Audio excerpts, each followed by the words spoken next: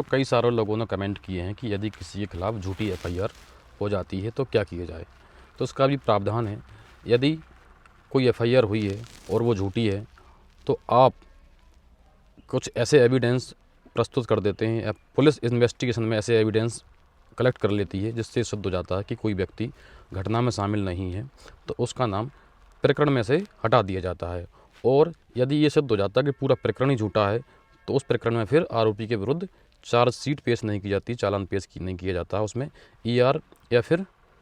FR प्रस्तुत की जाती है, जिसको हिंदी में खात्मा या खारिजी कहा जाता है। मैं एक उदाहरण के द्वारा आपको समझाता हूँ कि एक एफआईआर होती है, एक महिला रिपोर्ट करती है कि एक फला व्यक्ति ने मेरे साथ मारपीट की है। जब आरोपी को बुलाया जाता है, आरोपी के पास हम जाते हैं, तो उसका कहना है कि सर जो घटना का समय लिखाया गया है उस समय मैं इंदौर के C21 मॉल में था।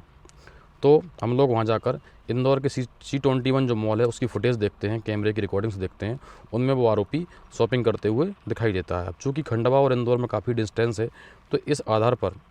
ये पाया गया कि प्रकरण ये झूठा है, तो उस केस में खारिजी कतई की गई, यानी कि उसमें चार्जशीट आरोपी के खिलाफ प्रस्तुत नहीं की गई। तो कुछ अगर ऐसे एविडेंस आते हैं कि अगर प्रकरण झूठा है तो आपके खिलाफ केस नहीं चलेगा, उल्टा जिसने एफआईआर की है उसके खिलाफ कार्रवाई की जाती है और कई बार की गई है। ऐसे कई प्रकरण हैं जो कमेंट करने वाले हैं, अगर वो खुद ही जानते हैं कि उनके गांव के पास का ही एक प्रकरण है कि एक हत्या होती है और हत्या करने वाले अपनी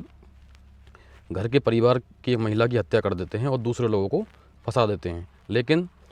पुलिस अपनी जांच में ये पाती है कि जो इन्होंने नाम लिखा है ये गलत है, इन्होंने खुद ने हत्या की है, तो हत्या का केस उन पर ही चलता है और बाकी आरोपी जो थे जिनके नाम लिखाए गए थे वो उसमें से बच जाते हैं।